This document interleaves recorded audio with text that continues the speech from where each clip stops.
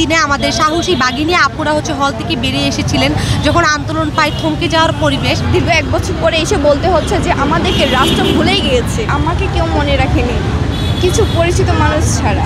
দীর্ঘ 1 বছর পরে এখানে এসে ভালোই লাগছে, যেহেতু এদিন এইরকম একটা পরিস্থিতিতে দাঁড়িয়ে আমরা আন্দোলন করেছিলাম। আমার এখনও মনে আছে কেন্দ্রীয় শহীদ মিনারে যে আমি স্লোগান দিয়েছিলাম বারবার। আজকের এই দিনে শুধু আমার ওই কথাটাই মনে পড়ে যে এই রিক্সাতে দাঁড়িয়ে রিক্সাওয়ালা মামাদের সাথে দাঁড়িয়ে আমি আন্দোলন করেছি, স্লোগান দিয়েছি। হ্যাঁ, তখন যে আন্দোলন করতাম তখন একটাই মাথায় থাকতো যে কখন কিভাবে আন্দোলনে যাব, কিভাবে আন্দোলন করব আর কি, সেটাই মাথায় থাকতো আর কি।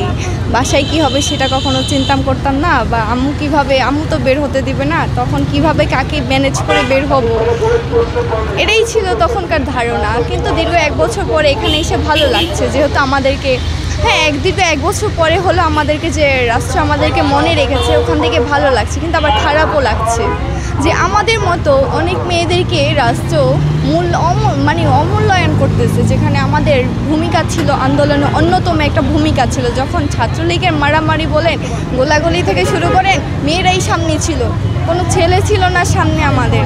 কিন্তু আজকে রাষ্ট্র আমাদেরকেই পিছিয়ে ফেলে দিচ্ছে। আমার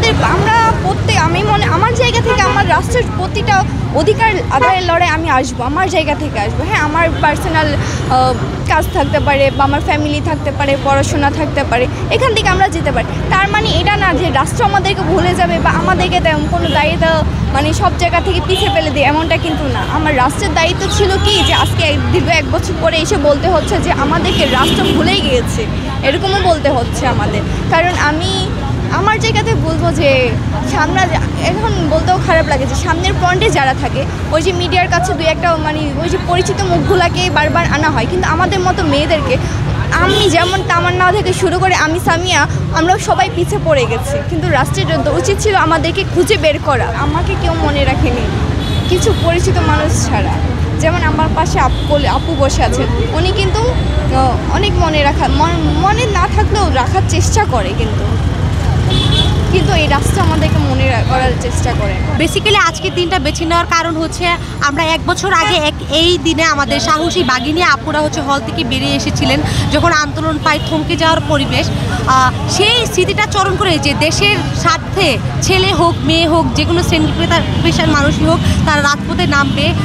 আর জুলাই কন্যারা ঘুমিয়ে যায়নি, 1 বছর পরেও তারা এখনো জাগ্রত আছে দেশের যে কোনো প্রয়োজন। কবিরাও বলে গিয়েছেন যে সৃষ্টির যা কিছু সুন্দর অর্ধেক তার করিয়াছে নারী, অর্ধেক তার নর।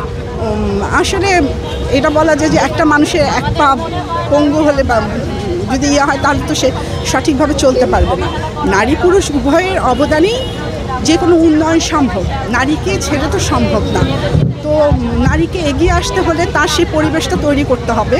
তার কারণ নারী যদি এগিয়ে আসতে গিয়ে বাধার সম্মুখীন হয় তাহলে তো সে নিজেকে প্রকাশ করতে পারবে না।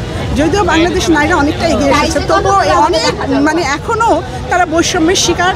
এখনও তারা নানা রকমভাবে তাদেরকে দাবিয়ে রাখা হয় বা তাদের অবদানগুলোকে স্বীকার করা হয় না, তাদেরকে অনেক ক্ষেত্রে সম্মানও করা হয় না। সেইভাবে নিজেকে সেফ আসলে মনে করতে পারছি না, কারণ বর্তমানে রাস্তাঘাটে মেয়েরা সবসময় নির্যাতিত হয়ে আসছে।